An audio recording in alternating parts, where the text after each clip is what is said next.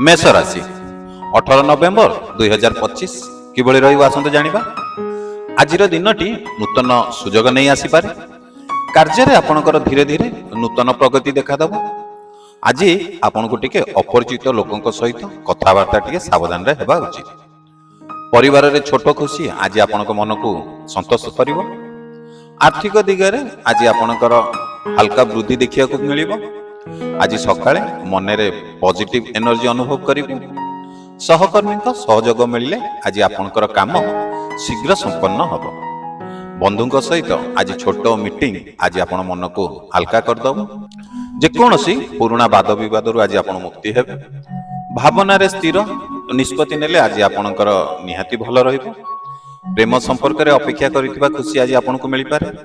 ସଠିକ ପରିକଳ୍ପନା ଆଜି ଆପଣଙ୍କୁ ସଫଳତା ଦେବ। ଯାତ୍ରା ଯୋଜନା କରିଥିଲେ ଆଜି ତା ସୁବିଧା ହେବ। ଯଦି ଏପର୍ଯ୍ୟନ୍ତ ଭିଡ଼ିଓ ଦେଖୁଛନ୍ତି ଆମ ଭିଡ଼ିଓକୁ ଲାଇକ୍ଟେ କରିନାହାନ୍ତି, ଡେରି କାହିଁ କରୁଛନ୍ତି? ଭିଡ଼ିଓଟିକୁ ଟିକେ ଲାଇକ୍ କରିଦିଅନ୍ତୁ। ଗୋଟିଏ ସେକେଣ୍ଡ ମାତ୍ର ଲାଗିବ ଆପଣଙ୍କୁ ଭିଡ଼ିଓଟିକୁ ଲାଇକ୍ କରିବା ପାଇଁ। ଆଉ ସେ ଗୋଟିଏ ଲାଇକ୍ ଆମକୁ ଉତ୍ସାହ ପ୍ରେରଣା ଦେବ ନୂଆ ନୂଆ ଭିଡ଼ିଓ କରିବା ପାଇଁ।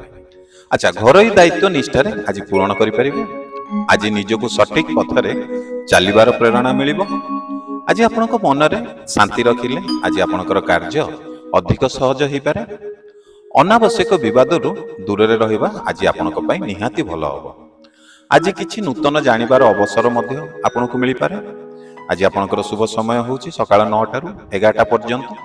ଶୁଭ ରଙ୍ଗ ଆପଣଙ୍କ ପାଇଁ ହେଉଛି ଲାଲ, କେଶରୀ ଏବଂ ଶ୍ୱେତ। ଯଦି ପ୍ରଥମ ଥର ଆପଣ ଆମ ଏହି ଚ୍ୟାନେଲରେ ଭିଡ଼ିଓ ଦେଖୁଛନ୍ତି, ଆମ ଚ୍ୟାନେଲକୁ ସବସ୍କ୍ରାଇବ୍ କରିନାହାନ୍ତି, ଡେରି କରନ୍ତୁନି, ଚ୍ୟାନେଲକୁ ଟିକେ ସବସ୍କ୍ରାଇବ୍ କରିଦିଅନ୍ତୁ।